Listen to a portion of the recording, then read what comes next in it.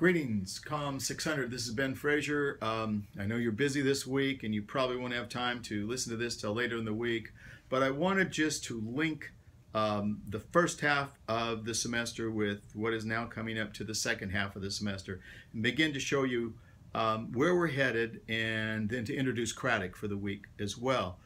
I know you're very busy. I know this has been a very tough week, and I appreciate you sticking with me through this. These are great books, though. Craddock is a very good read. It's written for seminary students, and really when you read it, I want you to think, how can I, as a communication professional, or as a communication scholar, or as an artist, how can I apply what Craddock is saying here to my communication behavior as a person of faith, as a Christian? And I think you're going to find some very useful ways to do that. Now, before I get into Craddock, I want to just look back 2 weeks ago when you were reading part of Desiring the Kingdom by Jamie Smith.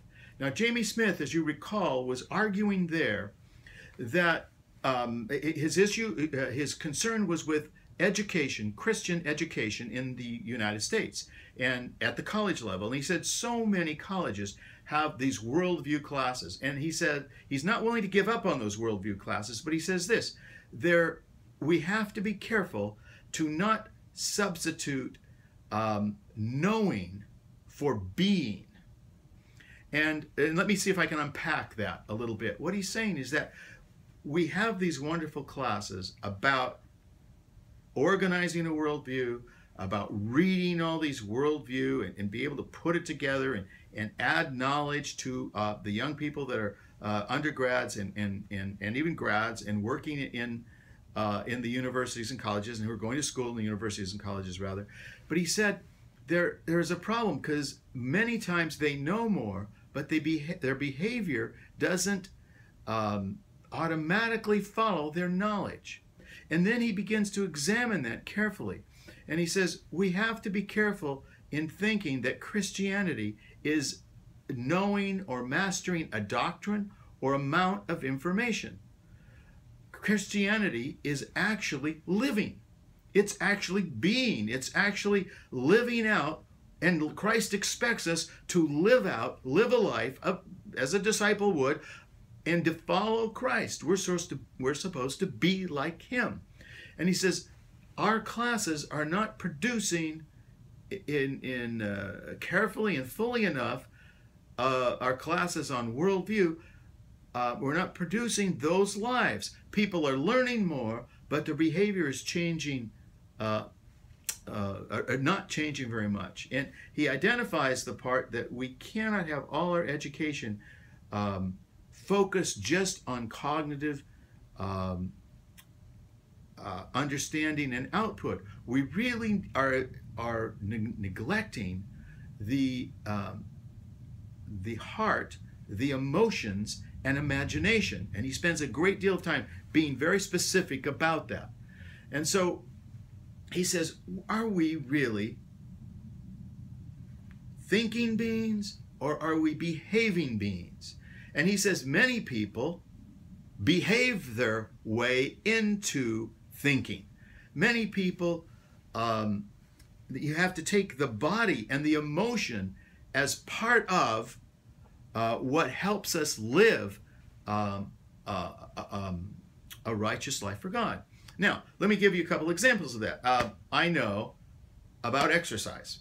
I, in fact, have studied a little bit, not very much, but a little bit about exercise. And yet I don't exercise as much as I should. Why is that? It's not a knowledge problem. It's a capability problem. It's a problem of my not doing what I know I should be doing. And he says many Christians have the same thing. And adding more and more knowledge, there's a gap between knowing and doing. He says this isn't only in the Christian world, this is in the world as a whole. Just knowing does not mean you're going to do. So Christians are right in communicating truth and knowledge, but that's only half of it. We need to capture people's emotion and imagination. We need to have the head, but also the heart. Okay, so that's Jamie Smith's argument, and he does that in very. Remember, he talks about we're homo narrative, homo liturgical. You and I know that as communication people, we believe people are homo narrans. We are human storytellers. We love to tell stories. Given enough time, we will tell stories. I think I lectured about that already. Smith adds to that, we're worshipers, homo liturgical. We love and we were made to worship. And the way we worship, whether it's Christian worship or secular worship, religious or secular, both are ways of organizing our loves and behaving in our life. And so he's really wanting us to focus on ways in which we worship. And he gives the example in his book of going to a mall and what it's like going to a mall. And you have those iconic figures there, advertisements as you go in. You go to the altar where you give your sacrifice of your money to get in exchange for the whatever product you want. So we have all that kind of stuff. And but he says that we have to focus more on our behavior and our imagination and not just on information. Now we go over to Craddock. And what does Craddock say? Craddock says that sometimes familiarity does not breed behavior. We have many Christians and people in the United States, about half of them claim to be Christian, probably more than that, but safely you could say half. Almost 40-some% attend church semi-regularly. And he says these people claim to be Christian, but are their lives really living that out? Or is there something there? There's this gap between knowing and actually doing. So he says there's two kinds of, and he gets this from Kierkegaard, Craddock does, there's two uses of communication. One is for knowledge. If there's a knowledge problem, when I go to Tanzania, and I go to Tanzania quite a bit, and I have a ministry that works there, and they have never heard about the Bible. They've never heard the story. So I share generously from the Bible stories, and it's wonderful because they don't have the knowledge. But when I speak in churches here or in small groups here of Christians, they know the stories and they're familiar with those stories, but sometimes their familiarity breeds a comfort and they see the story with the point left out. With the, it's just like another good sentimental kind of I need to be a better person. And Kierkegaard wrote a book called Fear and Trembling that is echoed in Craddock's book, where he talks about the Abraham story and just how difficult faith is. And so what Craddock, in echoing Kierkegaard, is saying is that we really need to understand the stories of faith in their proper proportion. That they're not just wonderful stories for bedtime that make you feel good. Some of them are intended to provoke and to motivate us and to stir our emotion.